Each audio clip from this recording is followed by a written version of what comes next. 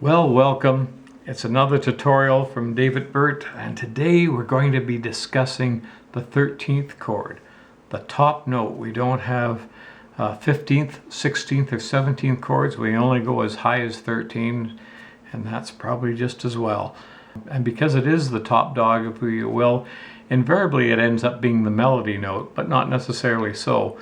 Now, if you do not have an understanding of the ninths and the 11th chords, I strongly recommend you go to my site www.davidburt.com and check up on those, because without understanding the ninths and the 11th chords, you're going to have trouble with the 13ths.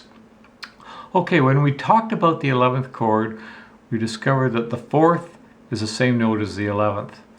So likewise, we're going to have to double up here. The 6 is the same note as a 13. Well, let's prove that. Take my trusty C scale.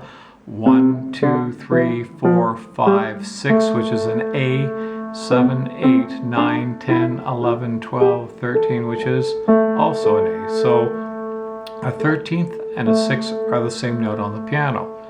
Well, I guess the next logical question is, how do you tell them apart? Quite easily, actually.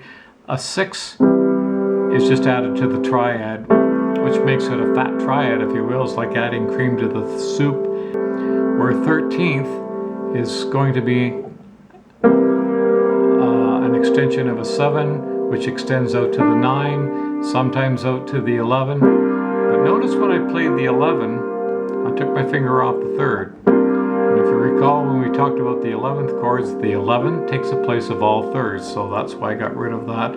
And of course, the 6th note out of the scale, which now, of course, is the 13. That more than likely would end up as a melody note. Now we also have a 13 with a 3rd, okay, which I'm going to call a 10th, because I'm now into the extended harmony. Instead of 1, 2, 3, 4, I'm going to call it 8, 9, 10, 11. So we can have 13th chords with a 3rd, in this case a 10th, or this note a 4th, but we're going to call it an 11. Now we have to be able to know the difference between those two chords, chord symbol wise, because you can appreciate that if we got those confused and you had a guitar player playing this and a keyboard player playing that, then you'd end up hearing a bunch of noise. So when I play a 13 using a 10th or a 3rd, we are going to call this, in this case I'm using C as my example, a C13. On the other hand, if I play the chord with the 11th, the chord symbol will read C13 11. So that way we can distinguish C13, C13 11. And they're used, of course, independently. Now, just as we did not play the root directly below the 9th, we're not going to play the 5th directly below the 13th for basically the same reasons. Two of them, again, as we had with 9th chords. Number one reason is that this is extended harmony. The 13th might want to move from its position to the 5, to the G. That would be called a 6-5 appoggiatura on a strong beat. And of course the other reason, which really doesn't need an explanation at all, and why any of these considerations are considered at all, is the fact it just sounds bad.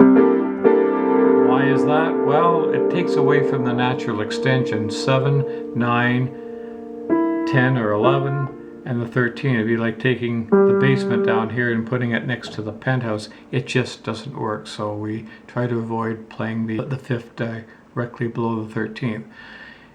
If you're playing, of course, the chord in one hand, and it doesn't matter which hand, I'm playing a C13 here, here's an F13. And let's go back to this one. Notice that although I'm playing a C13, the only note that's left out of the triad is the E. That's the only note that's left. We've eliminated the C because of the 9th, and we've eliminated the 5th because of the 13th. And if I were to play this chord as a 13-11, well, then there's no note left in the triad at all. No root, no 3rd, and no 5th. Obviously the chord becomes rather obscure that way, and in many cases we'll probably want to put a root to bring it back into its position. However, a lot of musicians don't want you to get a handle and they like it being obscure, so be it. We have different kinds of ninths. I can take a ninth and I can of course flatten it. So that would become now a C13 flat 9.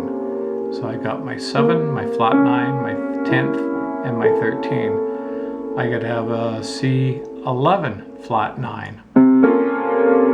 Using the 11th instead of the 10th, along with my flat 9. Some composers have come to a nice way of putting these two chords together, playing it as a C13-11 and letting the 11 and the 9 drop by parallel minor thirds to a C13 flat 9, and then having that fall onto the tonic chord, in this case an F major 9.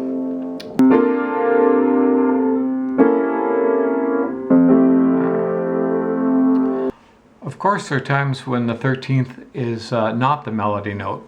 For example, we can have the root as the melody, or the 9th as the melody.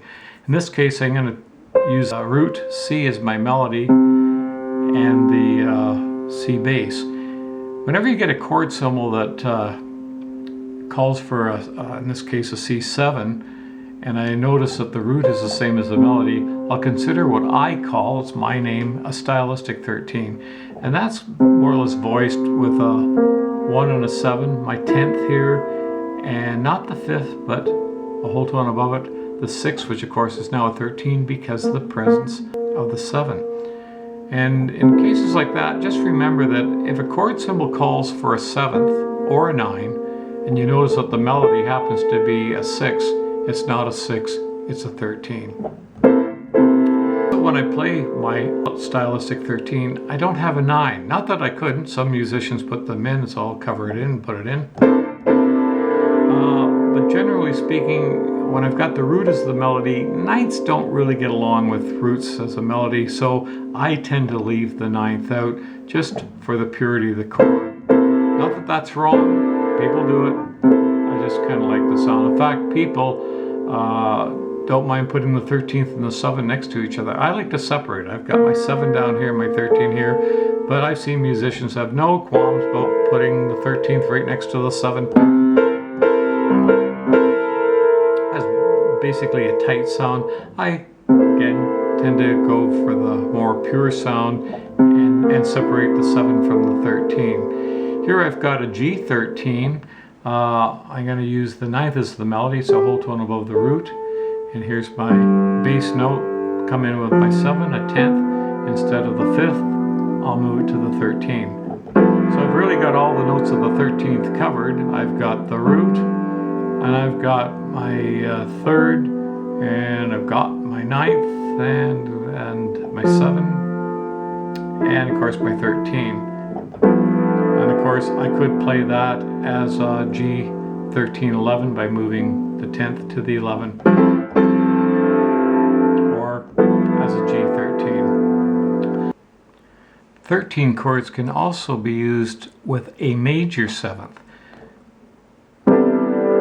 This would be called a C major 13. So instead of using the 7th, I'm using the major 7th. So the 9th becomes an extension of the major 7th, my 10 and my 13. It was used in the opening chord for memories. They didn't do something like this.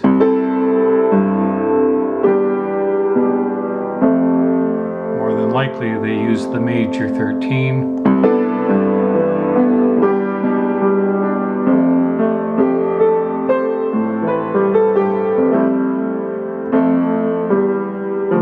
Etc., etc. So that is a chord that is also used. It's a very nice sounding chord. There are other voicings, of course, for 13ths, but that kind of gives you a bit of an understanding of how 13ths work and basically how they come together. So I hope you've enjoyed the tutorial on the 13th chord. If you have any questions, go to my site drop me a line, or come on in and have some lessons so we can get more into it. And have a super day, and we'll talk to you again. Bye for now.